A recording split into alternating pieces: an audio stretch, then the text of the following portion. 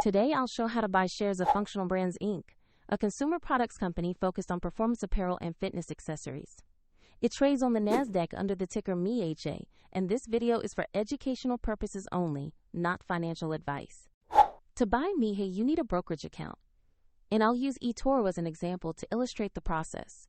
After registering, you will need to verify your account with an identity document and add funds before you can place a purchase. Use the platform search bar and type the ticker MEHA to find Functional Brands Inc. Choose the result that matches the NASDAQ listing to ensure it is the correct stock. On the stock page, review the company's summary and the recent price chart to get basic context.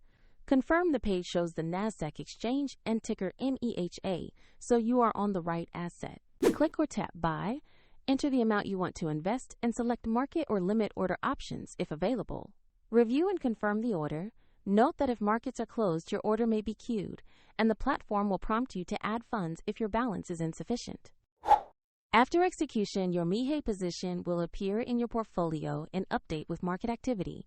See the description for a link to eToro if you want to follow the same steps.